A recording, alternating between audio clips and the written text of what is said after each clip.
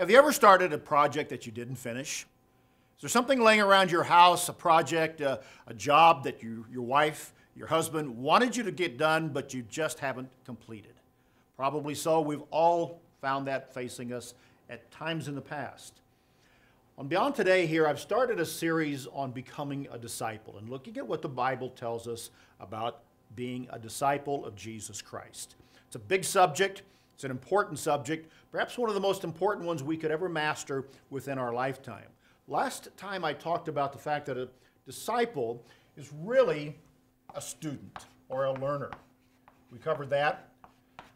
And it's a lifelong process, really, of becoming a disciple in this sense. But the word really means nothing more difficult than being a student or a learner, sitting at the feet of a master teacher and learning what that person has to teach and to impart to us about their topic. Certainly sitting at the feet of Jesus Christ and learning about God, eternal life, all of the matters of how we are to live today is a lifelong process of becoming a disciple.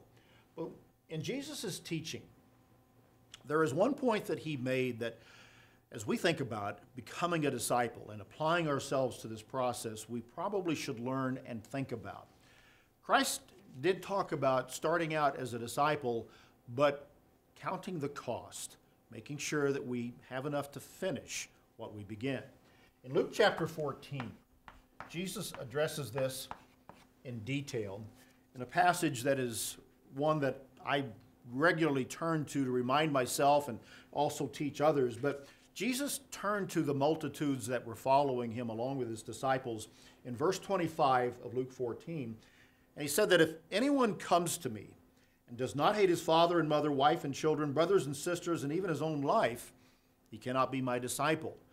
In other words, putting Christ first requires that all those others, even our own life, take a secondary relationship to becoming a disciple with him. He went on to say, whoever does not bear his cross and come after me cannot be my disciple. Second time that he mentions it here in this passage. The cross is a symbol of our burden of responsibility and our life. If we take up our life and go this way of becoming a disciple, it will be challenging, rewarding, yes, but it will be something that we've got to think it through. And then he goes on, he says, which of you, intending to build a tower, does not sit down first and count the cost, whether he has enough to finish it? Lest after he has laid the foundation and is not able to finish, all who see it begin to mock him, saying, this man began to build and was not able to finish.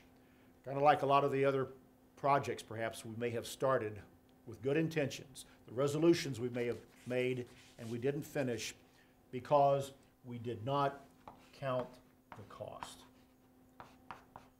We did not consider what it will take to stay with the goal of becoming a disciple of Jesus Christ. That's what he is pointing out here. That's what he is encouraging us to remember and to think about.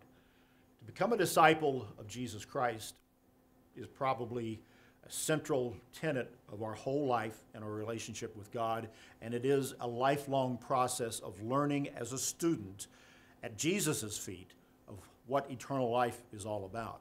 But before we start, we have to count the cost, because if we don't consider all that is going to be involved in what we will have to sacrifice, what we will have to commit in our life, in our time, in our energy, then we may not have enough to finish, and we may wind up being, as a part of this example that he used, those that are looked at and mocked because they didn't really consider and count the cost. Being a disciple is an important business. Count the cost and consider. That's BT Daily. Join us next time.